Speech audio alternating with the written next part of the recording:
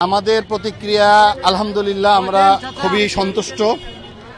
আপনারা জানেন যে 2024 সালের জুলাই আগস্টে যে গণহত্যা বাংলাদেশে পরিচালিত হয়েছিল, বাংলাদেশের ইতিহাসে স্বাধীনতা পরবর্তী সময়ে এইরকম কোনো গণহত্যা বাংলাদেশে ঘটেনি। একটি ফ্যাসিবাদী সরকার টিকে থাকার জন্য সাধারণ জনমানুষের উপরে যে নৈরাজ্যকর ভাবে হামলে পড়েছিল, এই হামলে পড়ে প্রায় 2000 নিরপরাধ ছাত্র, শিশু, বয়স্কদেরকে হত্যা করে টিকে থাকার চেষ্টা করেছিল। সেই খুনি হাসিনা তীব্র আন্দোলনের মুখে, বাংলাদেশের গণমানুষের আন্দোলনের মুখে পালিয়ে যায়।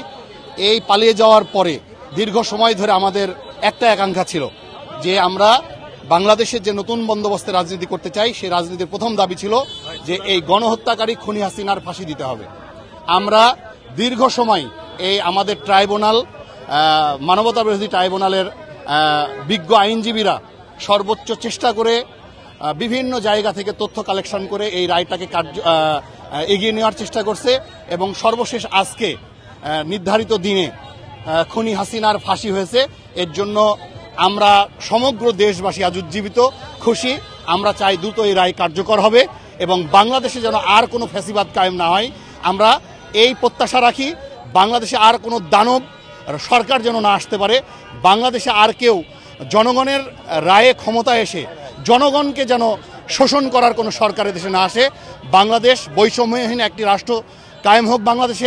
বাংলাদেশে আর কোনো পার্শ্ববর্তী দেশের সমর্থনে আর কোনো শাসক যেন এই বাংলাদেশের দানব হয়ে উঠতে না পারে, এই প্রত্যাশা আমরা আজকে ব্যক্ত করতে চাই এবং বাংলাদেশে আমরা অবশ্যই আর কাউকে দানব হয়ে উঠতে দেব না, ইনশাআল্লাহ।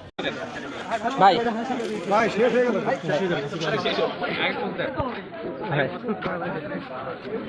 খান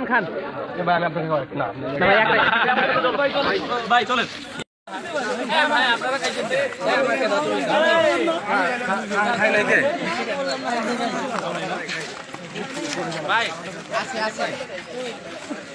ভাই আমার ভাই আপনি কিন্তু আমার খাওয়ান নাই। হ্যাঁ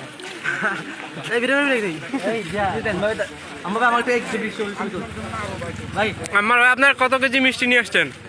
আমরা অ্যামাউন্ট ডাজন্ট ম্যাটার, বুঝতে পারছেন? মিষ্টি যতক্ষণ আছে চলবে।